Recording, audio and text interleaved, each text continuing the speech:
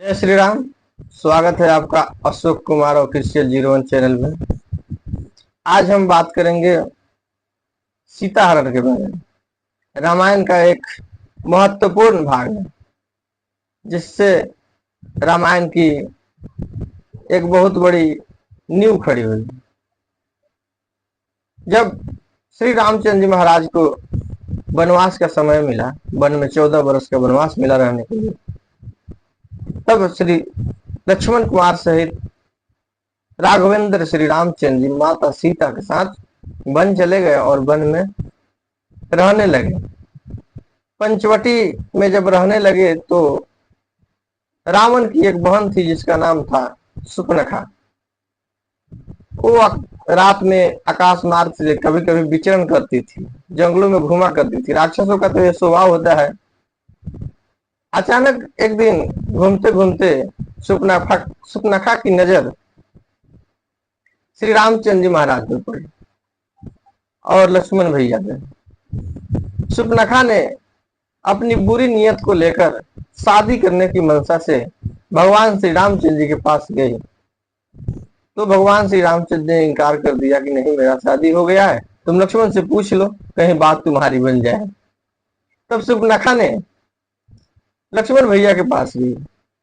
लक्ष्मण भैया भी कह डाले, नहीं, हमें तो भगवान प्रभु की सेवा करनी है, हमें शादी ब्याह के चक्कर देने पड़ेंगे। तब सुपनखा ने सोची कि ऐसे दोनों नहीं मानेगा, कोई ना कोई उपाय लगाना पड़ेगा।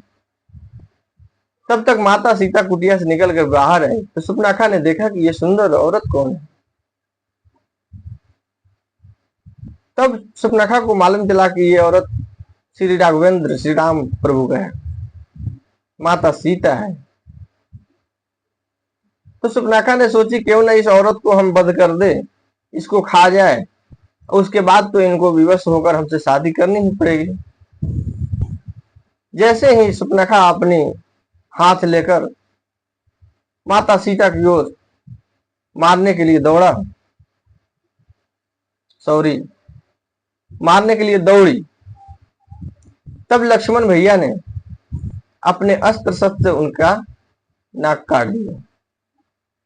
अब देखिए, किसी औरत का नाक कट जाए तो समझ लीजिए कि नाक कटना मतलब प्रतिष्ठा की हानि होना है। ये मुहावरा है, नाक कटना मतलब इज्जत जाना। अब उसकी सारी इज्जत ही जब खत्म हो जाए, एक औरत की जब इज्जत प्रतिष्ठा ही खत्म हो जाती है तो मर्यादा विहीन हो जाता है, समाज में कोई उसे इज्जत नहीं दे सकता। तब वह कटी हुई नाक को लेकर पुनः अपने भाई के पास, रावण के पास जाती है और बताती है कि देखिए भैया, वन में पंचवटी में 2 आदमी आए हैं, राम और लक्ष्मण, उनके साथ सीता है। देखिए, लक्ष्मण ने मेरा नाक काट दिया, मुझे अपमानित किया है, इसका भैया बदला लीजिए आप भैया। तुम्हारे बहन का नाक कट गया, नाक काट दिया उसने, आप उसकी बदला लीजिए। उस सुंदर स्त्री जो है उसके साथ में, उसको आप उठा कर लाइए ताकि बदला पूरा हो सके। अब रावण भी ऐसे ही घमंडी था, वो भी ईगो में ले लिया इस बात को और उसी समय चल दिया अपने विमान पे बैठ के और जाकर अपने मामा मारीच के पास गया। देखिए, इतना विद्वान होकर भी, इतना पंडित होकर भी, इतना बलवान होकर भी उसको किसी की सहायता की जरूरत पड़ी एक दिन, क्योंकि वो तो ऐसे भगवान श्री राम से युद्ध नहीं कर सकता था, क्योंकि वो धनुष उठाने के समय में ही जनकपुर में उसके बलोबल का अनुमान लग गया था कि हमसे उनका सामना नहीं हो पाएगा। तो वो अपने मामा मारीच के पास गया, बोला मामा चलिए एक नाटक करनी है। अब मामा ने रावण की मामा ने बोला, भाई तो रावण है खुद ही, ये तो सभी देवताओं पर विजय बहुत देवताओं पर कर लिया है, इसका बल अथाह है, पराक्रम अथाह है, फिर भी हमें कि हमारा जरूरत कब पड़ गया इसको। तब जाकर मारीच ने सोचने लगा, लगता है कि कुछ हम पे बीतने वाला है। अब मारीच ने बोला, देखो भांजी क्या करना है, कहाँ जाना है, कैसी लीला करनी है। अब रावण ने बोला, देखिए मामा, तुम्हें पंचवटी में चलना है और सोने का मृग बनना है, माया रूपी मृग का रूप धारण करना है, और जहां पे सीता होगी उसी के आसपास में तुम्हें भटकना है। जब तक भटकते रहना है, जब तक कि तुम सीता के मन को मोह न लो। सीता के मन में ये भाव प्रकट करनी है कि तुम सोने का मृग हो, और इसी भाव को जानकर सीता बोलेगी कि हे नाथ, आप जाइए, इस मृग को लेकर आइए, ये बहुत प्यारा लग रहा है।